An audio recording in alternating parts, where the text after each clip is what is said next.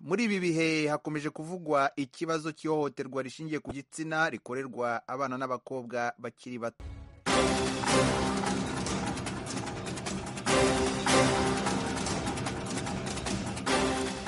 Nongere ndabahe ikaze. Umushikiranganje ajeje imigenderanire ya Amerika n'ayandi makungu Anthony Blinken kuwa gatandatu azokwitaba inama izomuhuza na bagenzi biwe bo mu bihugu bigize ishami rya OTAN. Ibindi kwino nkuru turabibaza mugenzi wacu Ejo Mukankusi.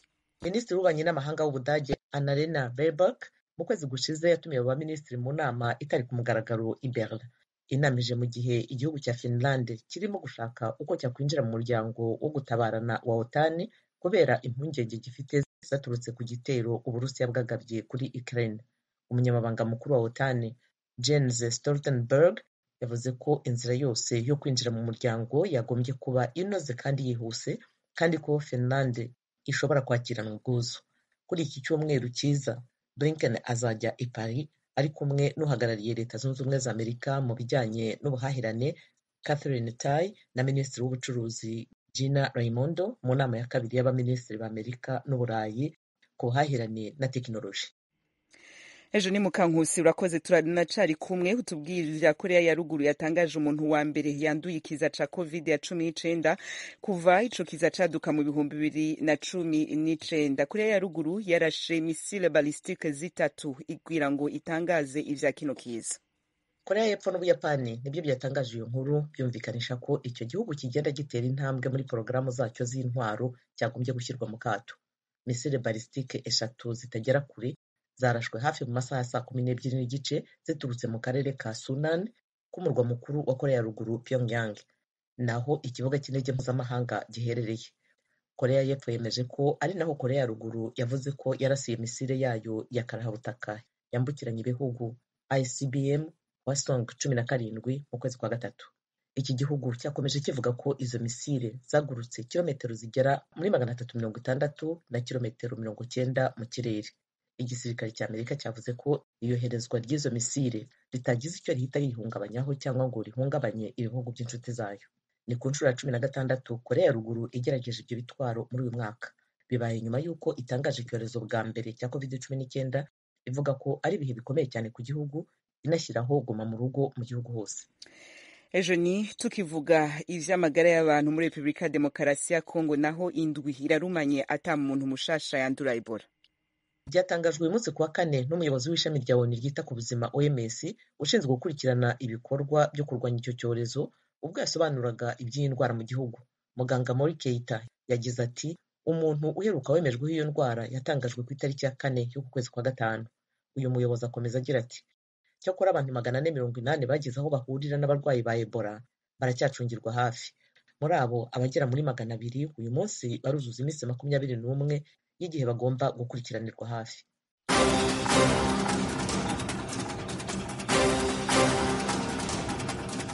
Reka tugushimire Ejo Mukankusi kuri ayo makuru yose waduterukanirije ukaba uduhejeje kudushikiriza n'ayandi. Abakunzi b'Ijwi rya Amerika mushobora kuyumva kuri wezi3 akaburungu radio yacu voa@com. Adresse yacu ya YouTube, Instagram na Facebook ni voa radio yacu.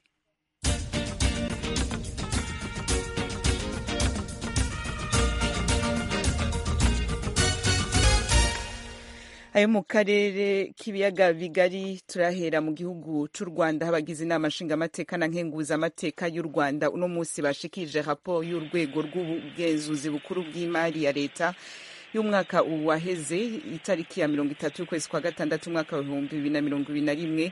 Mugenzi wacu Assumpta Kaboyi turi kumwe avuye kudukurikiranira ino nkuru. Assumpta, mwiriwe gute ngaho mu Rwanda? Mwiriwe neza Diane. Ego, abagize urwo rwego muri make babwiye iki abagize inama nshingamateka na nkenguzamateka y'u Rwanda? Yego, urakoze nk'uko wari ubivuze, maze kubyumva muri aka kanya birangiye ku mugoroba wa joro. Icyo nakubwira ni uko umugenzuzi mukuru w'imari ya leta yavuze ko abacunga imari y'igihugu bagerageje gucunga neza ku buryo hari ikigereranyo cyazamutse kikava kuri 57% kikagera kuri 57% kivuye kuri 38% cyari kiriho mu myaka yashize. Gusa rero nubwo iki kigereranyo cyazamutse mu gucunga imari, haracyagaragara cyane cyane amafaranga ya leta agenda mu kunyerezwa, agenda cyane cyane mu mishinga itangirwa leta igashyiramo za miliyari zitabarika, ariko iyo mishinga igahagarara itarangiye cyangwa se yanarangira abo yagenewe ntibabashe kuyikoresha. Ni icyuho cyagaragaye, ndetse abadepite bakibaza ngo ibi bintu bizarangira ryari, aho leta igerageza gushaka amafaranga menshi ngo azamure imibereho y'abaturage, ariko abaturage ntabagereho kubera ko nk'imishinga bubakiwe batabasha kuyinjiramo cyangwa se amafaranga yashowe. Hanagaragaye n'ikindi kintu gikomeye cy'uko leta, abacunga nabi umutungo wa leta bashora, batanga ibiciro binini cyane mu mikorere ya leta. Wenda twavuga wenda nk'abantu bagiye kubaka nk'imihanda, bagatangisha amafaranga menshi leta kugura ibikoresho, bakajya kugura ibikoresho ku masoko bihenze cyane, batitaye kureba mbega ngo bakumvikana ku biciro ku buryo byaba bitoya. Kuri iyo migambi bikomeye, abadepite bakibaza ngo bizarangira ryari, kuko bigaruka buri mwaka. Kwibaza ngo bizohera ryari, ariko akabazo ko kumenya naho utuma bidahera, hari urwego batomora bakavuga ati ruriya rwego rutariko ruratunganya ibikorwa nk'uko byari bibwirije kugira ngo iyo migambi itandukane ishikire umunyagihugu nk'uko byari bikwiriye. Icyo nakubwira ni uko mu nzego zagenzuwe hafi ibigo birenga 200, hafi ya byose byagiye bigaragaramo ayo makosa. Igikorwa rero ni uko batanga raporo nk'uko bakayigeza ku nteko, inteko ikagenda ihamagara abayobozi bavuzwe muri ayo makosa, akenshi bikarangira gutyo. Hari abadepite rero bibaza bakavuga bati ibi byo gutanga raporo byahagaze, ahubwo bigakorwa yego nk'uko bisabwa mu itegeko, ariko kandi abo bantu bagahita banakurikiranwa mu nzego z'ubutabera, bakaryozwa uyu mutungo wa leta uba wangiriye. Hari icyo bavuze ku gikiza ca COVID-19 coba carakoze kuri ivyo bitandukanye by'amafaranga leta yakoresha canke yaronse gaso? Ntabwo bigeze bajya muri iki kintu cya covid, bagendaga bavuga muri rusange. Ni n'imishinga myinshi yagiye ihomba, ni n'imishinga yatangiye mbere y'uko COVID-19 iba, ntabwo bigeze bagira umwihariko runaka, ariko bavuga ahubwo kuri COVID-19 hari indi raporo yatanzwe na Banki Nkuru y'u Rwanda, iyo yagaragaje ko yaba COVID-19 yaba intambara ya Ukraine iyo yari yateye ibibazo by'izamuka ry'ubukungu, ibibazo nako ibiciro ku masoko byazamutse cyane. Kuri ubu abaturage bakaba bibaza amaherezo yabyo. Iyo raporo imaze gushikirizwa inama nkenguzamateka na nshingamateka y'u Rwanda, ikigiye gukurikirana igiki? Haraba ukugenzura ivyo bigo, abazosanga hari ivyo bononye, hakurikira iki muri rusange y'amaraporo nk'ayo atanzwe muri Sena y'u Rwanda no mu nama nshingamateka?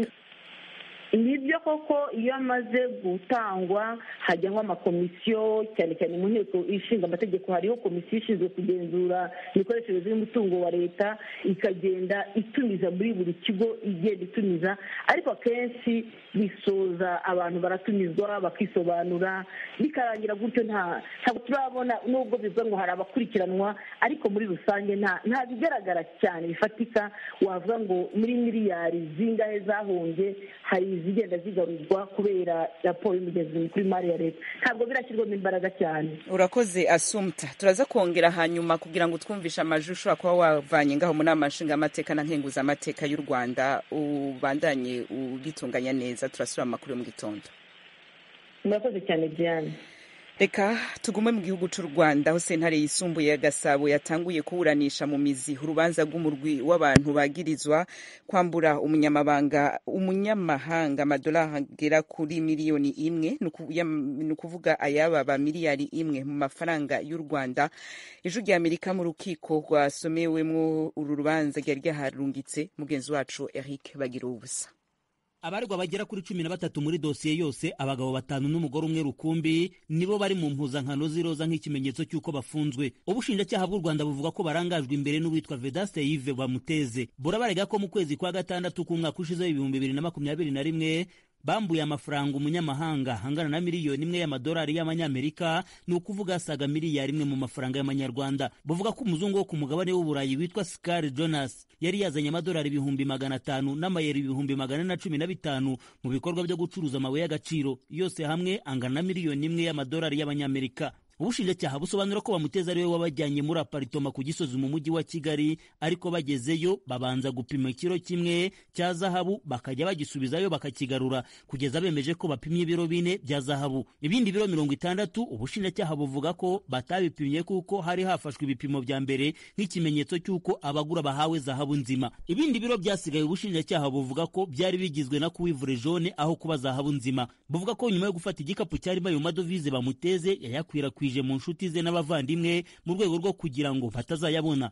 Burasobanura ko we n'umugore we bareganwa muri urubanza Mutesi Jeanne d'Arc bahaye uwitwa Padiri Ingabire Theophile umutamenwa warimo ibihumbi 197 by'amadolari n'amayeri 125, naho witwa Idrissa Bamureke we buvuga ko ari we wari ushinzwe kubatwara mu modoka, ariko birangira nawe yinjiye mu bikorwa bya bagenzi be. Ubushinjacyaha bukavuga ko Michel Ntakirutimana yari ashinzwe gusemurira abazungu bazi ko bagiye kugura zahabu ya nyayo, nyamara ari cuivre jaune. Maniraguha muri urubanza ubushinjacyaha buvuga ko inzego zijya kumusaka zasanze yarahishe ibihumbi 70 by'amadolari munsi y'igitanda. Hari kandi nabo ubushinjacyaha buvuga ko bakimara gufata ayo mafaranga bagiye bayaguramo ubutaka bakabwandikisha ku bandi bantu. Ni mu gihe uwitwa Mutesi Jeanne d'Arc umugore wa Kizigenza w'iri tsinda we yahise aguramo imodoka nk'uko ubushinjacyaha bubisobanura. Kubireba Sibomana ubushinjacyaha bumurega ko bajya kumusaka basanze hari ibihumbi 3 by'idolari yari yahishe muri pampers umwana yambaye, ibindi ibihumbi 17 by'idolari babisanga muri DVD. Abafatwa nk'abayoboye iri tsinda ryose muri urubanza ntibahise biregura ku mwuzo wa mbere. Batanze inzitizi ku bushinjacyaha hari ibindi bimenyetso bishya bwashyize muri dosiye bakeneye kubanza kubisuzuma bakazabona kubyireguriraho rimwe n'urubanza rwose. Gusa Vedaste Yves Bamuteze ufatwa nka Kizigenza w'itsinda gake yumvikanye mu rukiko na mbere yuko iburanisha ritangira yari yazamuye inzitizi ko ikiro cya zahabu yafatanywe hariye bwite ko agomba kugaragazwa nk'ikimenyetso mu rukiko. Ubushinjacyaha bwasobanuye ko bwayisubije uwo munyamahanga kuko atari burindire byari kumuhombya muri urubanza. Bwanasobanuye ko hari n'amafaranga bwasubije Scar Jonas agera muri miliyoni 34. Urukiko rwisumbuye rwa Gasabo rwavuze ko iby'iyo zahabu ruzabisuzuma nyuma. Ubushinjacyaha kandi buhereye kuri Bamuteze na bamwe muri bagenzi be buvuga ko atari ubwa mbere bakora ibyaha bisa nk'ibi baburana. Muri uru rubanza hanaregwamo umunyamategeko Binego Bimenyimana, haregwa ko atamenyekanishije icyaha cy'ubugome kandi yari yakimenye. Muramurega ko Ntakirutimana n'abavandimwe be bamuhisheho ibihumbi 9 by'amadolari ngo ajye kubagurira inzu. Yiregura Maître Binego ashingiye ku ngingo z'amategeko yavuze ko icyaha cyari kizwi atagomba kukimenyekanisha. Avuze ko amadolari agera ku 2500 bamusanganye yayabonye mu rwego rw'akazi. Maître Binego yasobanuye ko Ntakirutimana yamugannye hamusaba kunganira abavandimwe be bari bafunzwe kandi atagombaga kumenya ibanga ry'akazi agirana nabo yunganira. Yasobanuye ko n'amafaranga y'akazi bari bamwishyuye yari yabahaye inyemezabwishyu. Urukiko rwabajije uyu munyamategeko impamvu ayo mafaranga bayamwishyuye hatanyuze kuri banki bagahitamo kujya kuyatsimba. Yasobanuye ko yari amadolari kandi amafaranga yaragombaga kubikwa mu buryo buri wese yahisemo. Ikindi yavuze ni uko bayamuhaye kuwa gatandatu banki idakora. Ubushinjacyaha burabarega ibyaha byo gushyiraho umutwe w'abagizi ba nabi cyangwa kuwujyamo, kwihesha ikintu cy'undi hakoreshejwe uburiganya, icyaha cy'iyeza ndonke no guhisha ibikomoka ku cyaha. Abaregwa bose ntawemera icyaha. Urubanza ruzakomeza ku itariki ya 16 z'ukwezi kwa gatandatu uyu mwaka. Bagira ubusa ijwi ry'Amerika i Kigali.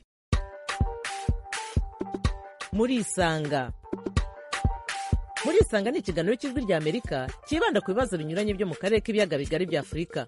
Ikiganiro gitumira abantu bo mu nzego zitandukanye bagasubiza ibibazo by'abakunzi b'ijwi ry'Amerika. Ndi mu ntara ya Muyinga aho bita muri komine Giteranyi aho bitatura. Ndi hano Kampala Uganda. Ndi mu gisagara cya Bujumbura. Ni ikiganiro kimara isaha kuva saa 10 kugera saa 11 buri munsi kuva kuwa mbere kugera ku cyumweru. Muri leta ya Colorado leta zunze ubumwe za Amerika. Mbanje kuramutsa abo batumire mwadutumiriye. Nawe turagutumiye. Kurikira ijwi ry'Amerika aho uri hose, haba kuri radio, kuri telefone no kuri mudasobwa. Nawe turagutumiye. Ntuziheze, urararitswe buri munsi saa 10.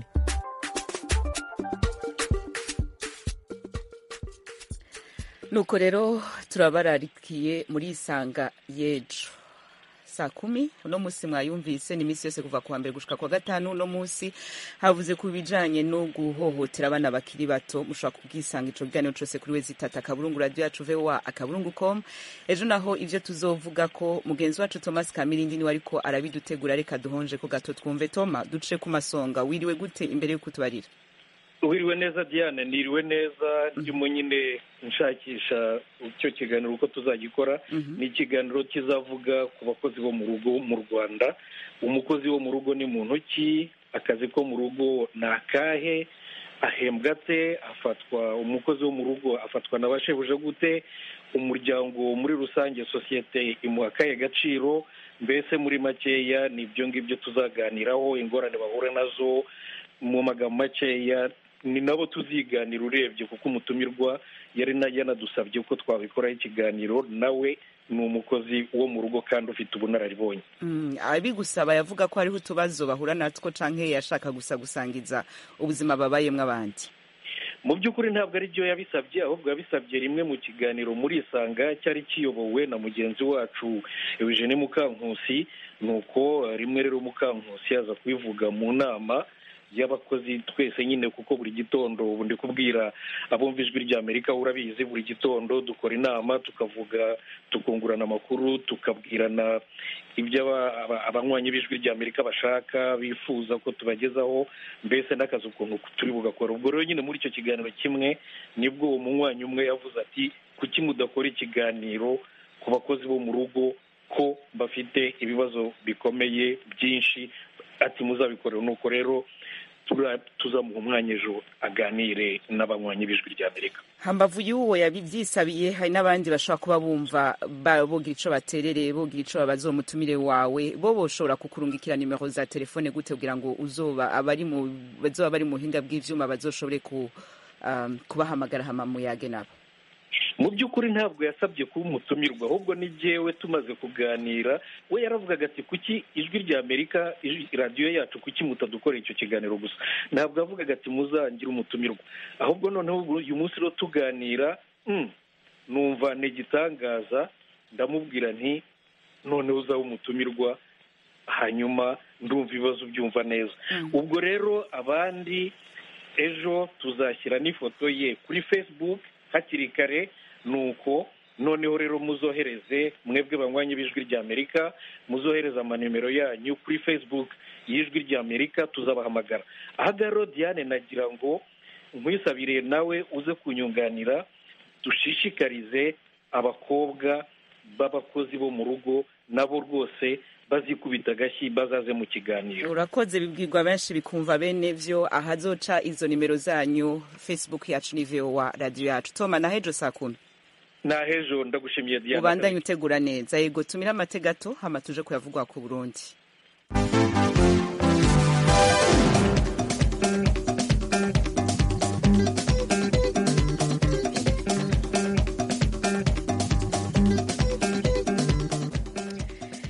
Amakinga arenga ibihumbi 10, amapikipiki yababa ibihumbi 2 n'amakinga y'imoto yarenga ibihumbi 5 n'ivyo biharuro vyavuye muri rusansuma yakozwe n'igisagara ca Bujumbura mu Burundi kugira ngo hamenyekane ivyuma bidaca amafaranga muri ico gisagara uko bingana. Leta y'u Burundi ntiyemera ivyavuye mu matohoza. Muravyumva mu nkuru tubaza mugenzi wacu Desire Hatungimana i Kigali mu Rwanda.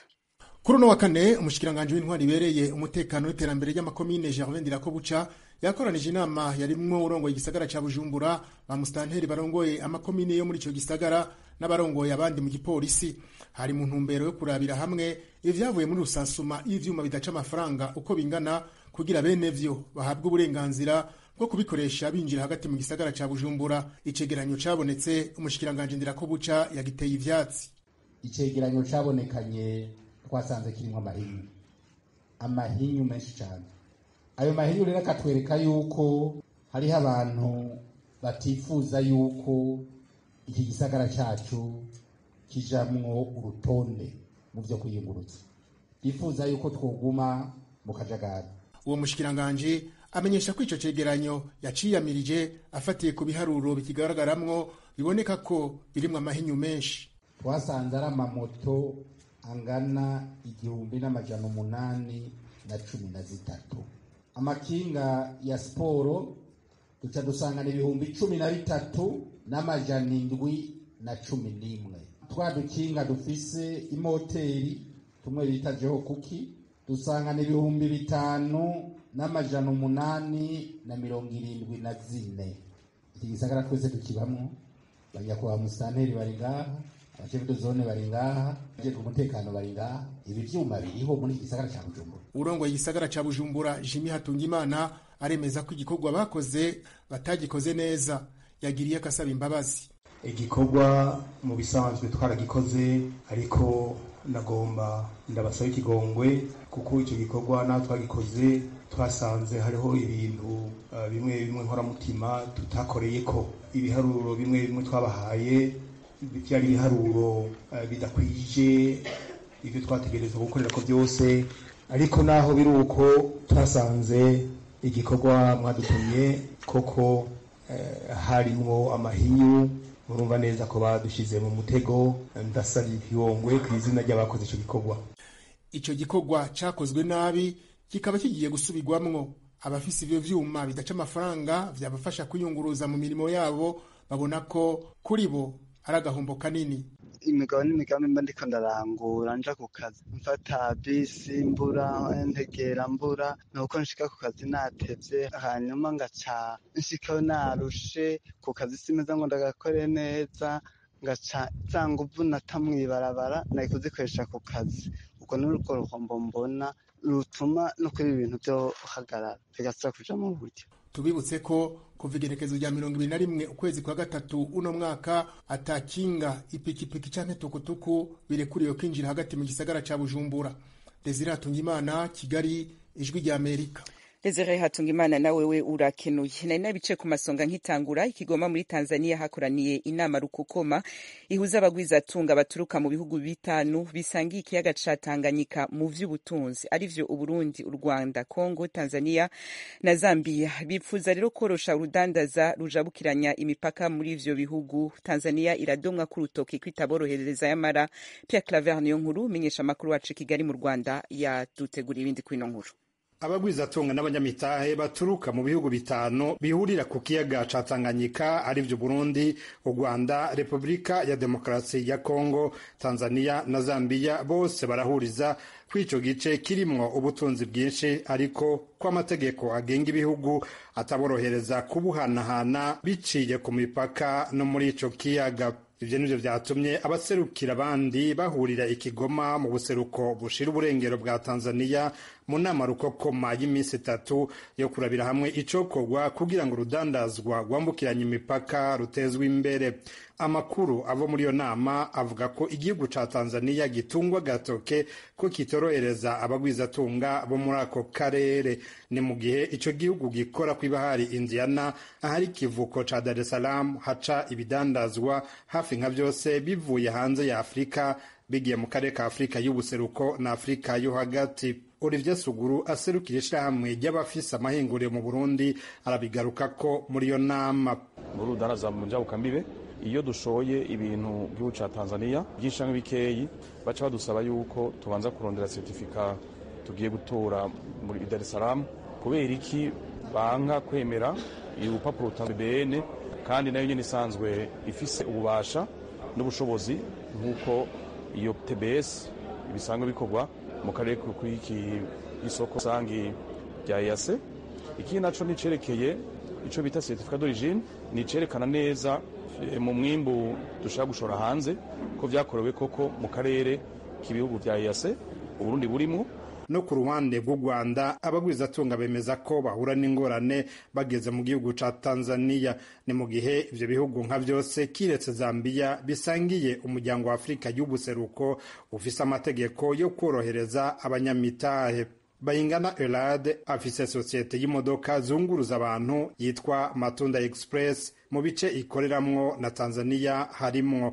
Yaganiriye na bagenzi bacu b'iradiyo y'igihugu RBA ari muri yo nama. Iyo bamenye ko ari umucuruzi ku ruhande rwa Tanzania bamuca amadolari 100, aho iyo ugiye kwambutsa imodoka ugendamo byonyine baguha iminsi 7 yonyine, iyindi irenzeho ukajya uyishyurira imizani yabo. Nk'ikamyo ugasanga yahagurutse muri port ipimwe ibiro, umuzani uri oke, ariko mu mizani yo mu mayira ukaza kugenda usanga barakurega kurenza nta wundi muzigo warengejeho. Aho twebwe nko ku ruhande rwa Tanzania imodoka y'Inyarwanda itwaye abagenzi iyo yambutse kugira ngo ikomeze muri Tanzania bayica amadolari 152, aho kubona registration ya business muri Tanzania bigora cyane, bigusaba ko rimwe na rimwe ubucuruzi bwawe ubuvanga n'umutanzania ndetse ukamuha n'imigabane ntacyo aguhaye kugira ngo ubashe kubona uko ukora, kandi ibyo ngibyo bigasanga biri risike cyane. Kuri iyo myidogo yose igihugu ca Tanzania kiremera ko batarira busema. Liliane Rukambuzi, umuhanuzi mukuru mu rwego rw'igihugu rwitaho ibidukikije muri Tanzania, National Environment Management Council, yaserukiye igihugu ciwe. Yavuze ko hari byinshi bigiye gusubirwamwo kugira urudandazwa rwambukiranya imipaka rugende neza kandi na Tanzania kihungukire vyinshi. Namna ambavyo wanaweza wakawekeza, twasanze hakiri byinshi byo gukura mu nzira kuko amahirwe ni menshi cyane, kandi abo bagwiza tunga nabo barafise ugushaka n'uburyo kumbure kuri bamwe bamwe. Twebwe ico twitaho cyane ni kurikizwa ry'amategeko canke guhinyanyura ayabangamira abana bariya, ariko ico twifuza nuko abazana imitahe muri Tanzania babanza gusoma bagatahura kandi bakubahiriza neza amategeko ahari yerekera udandazwa, bakanibuka gukingira ibidukikije. Twibaza ko twese turi hamwe tutobura gutora umuti urama kugira ngo ubwo rudandazwa tugungukiremo twese, y'Abatanzania canke ivyo bindi bihugu dusangiye akarere k'ikiyaga ca Tanganyika, lakini na kwa manufaa ya mataifa hayo ambayo yanakuja kuwekeza, kugira abagwiza tunga bo mu karere batera imbere. Umuryango wa Afrika y'ubuseruko, bine muri ivyo bihugu bitano bihuriramwo, ubahanura gukorera hamwe no gushira imitahe mu gihugu boroherezwamwo mu kurindira ko ibihugu byose byubahiriza amategeko y'isoko rusangi hamwe no gukuraho amakori n'amatagisi ku mipaka. Pierre Claver Niyonkuru, Kigali, ku bw'Ijwi ry'Amerika.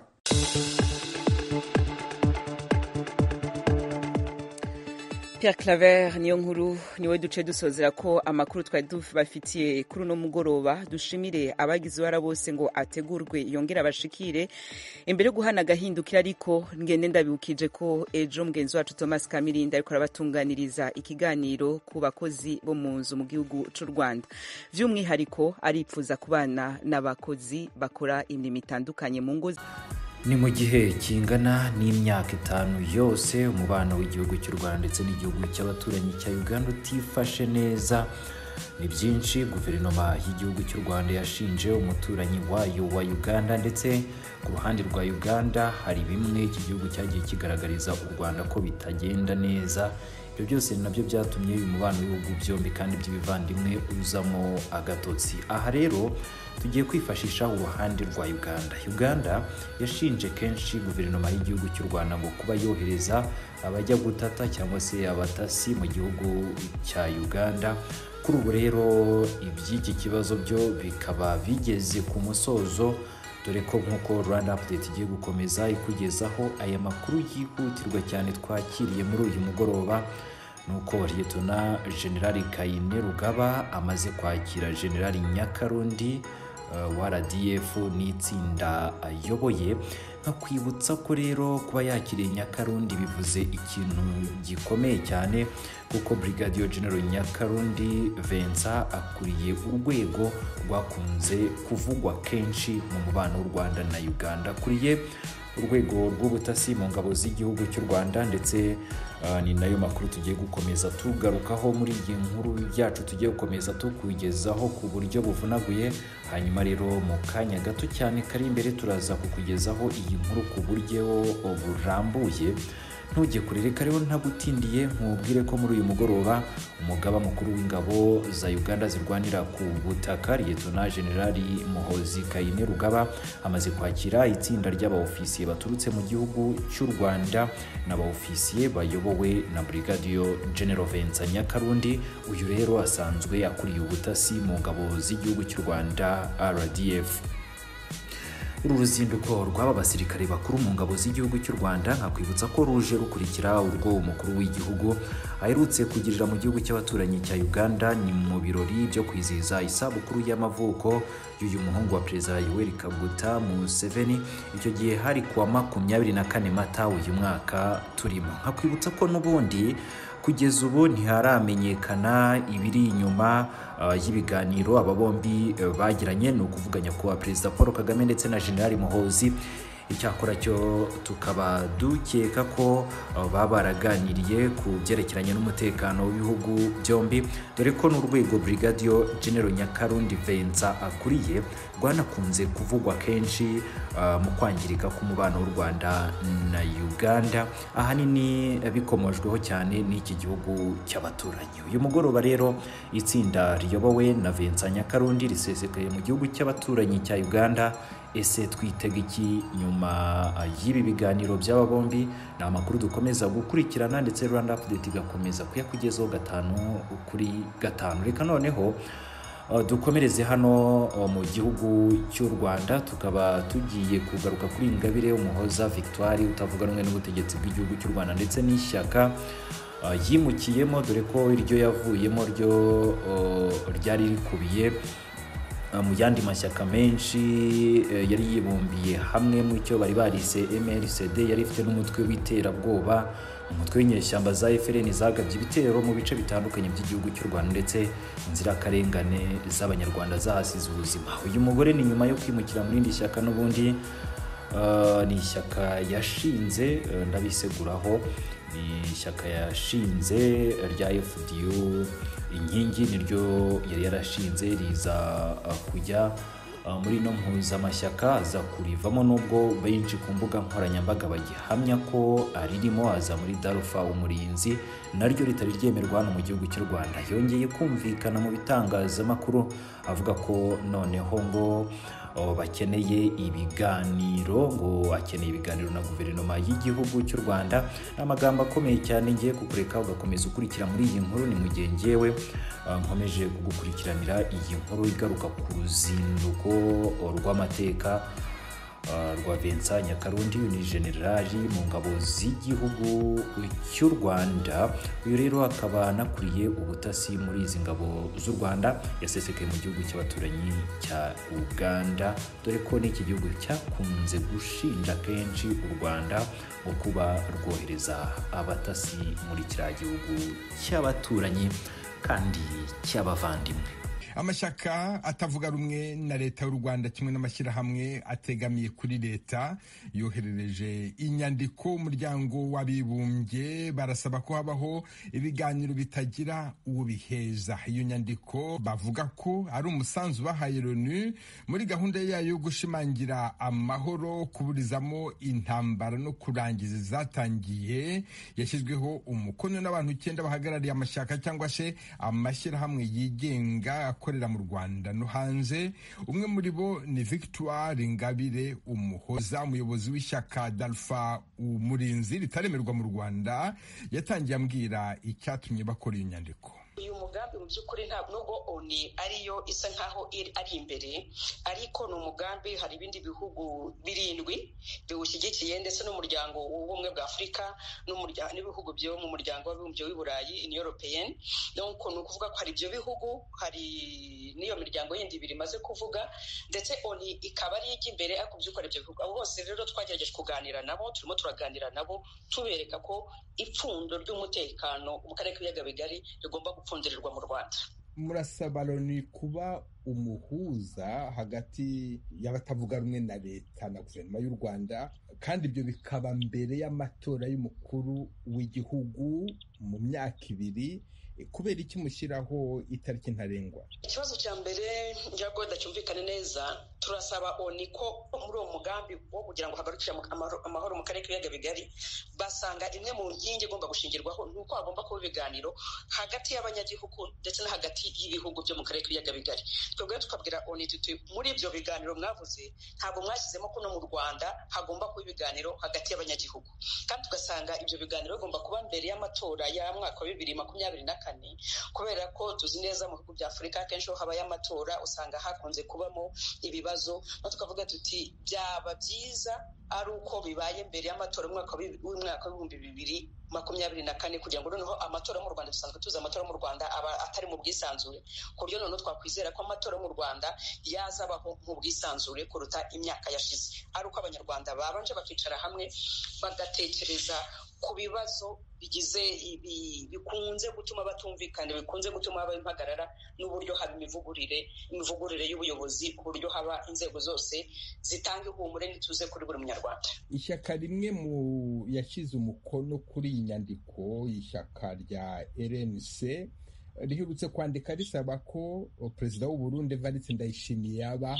umuhuza. Mukeneye abahuza bangahe babafasha kuganira na leta y'u Rwanda? Mukanya avuga ko hari n'ibihugu 7 bindi mwe muganira, mukeneye abahuza bangahe? Igikenewe ni uko mu muryango mpuzamahanga cyane ugizwe n'ibihugu bifasha u Rwanda, birimo ibyo bihugu 7: Abongereza, Abanyamerika, Abahorandi, Ababiligi, Abafaransa n'ibindi bihugu, ndetse na ONU, umuryango umwe bwa Afurika n'ibihugu by'ibituranyi, byagombye kugira uruhare mu gukemura ibibazo byo mu Rwanda, kuko ibibazo byo mu Rwanda bimeze nk'aho n'umuriro twarengejeho ivu.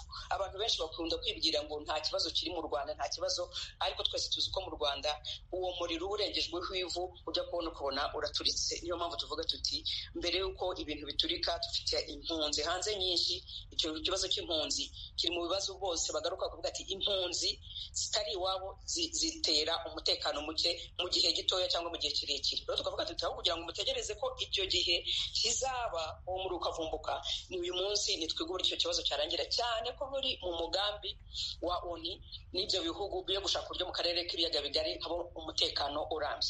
Madame Victoire Ingabire, ishyaka Dalfa umurinzi muyobora riri mu Rwanda nubwo ritaremerwa, nawe uri mu Rwanda, kuki iryo shyaka ryawe utarisabira ibyangombwa ngo rijye rivugira mu mpuzamashyaka iriho mu Rwanda ivugirwamo ibibazo bya politiki y'igihugu?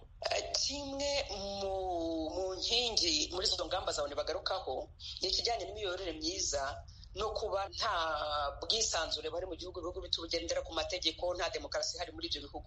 Iyo rero ni imwe mu mvo nyine ishyaka ryanjye ritarandikwa kugeza uyu munsi, kuko nyine ntabwo byumvikana ko hashize nk'imyaka irenga 13 nta shyaka rishya ryari ryandikwa muri uru Rwanda, umuntu asaba ntibamwemere kwandikwa. Kuba nta demokarasi dufite mu gihugu cy'u Rwanda ni imwe mu mpamvu uwo mugambi wa ONU bashingira bavuga bati hari ibihugu byo mu karere bifite ibibazo byo kutagira demokarasi, bitagendera ku mategeko, bitubahiriza uburenganzira bwa muntu, habuzemo ubutabera bunogeye. Kuvuga ibyo bibazo byose bigomba gukemurwa. Ni nayo mpamvu twanditse inyandiko tukabwira ibyo bihugu byose n'iyo miryango tuti igihe kirageze ko ibyo bibazo byose muvuga no mu Rwanda bihari, kandi twicara nk'abanyarwanda tukabikemura. Victoire Ingabire, umuyobozi w'ishyaka Dalfa umurinzi, umwe mu mashyaka n'imiryango itavuga rumwe na leta 9 yashyize umukono ku nyandiko yandikiwe ONU. Urakoze cyane kubw'aka kanya uhaye Ijwi ry'Amerika. Yego, namwe murakoze.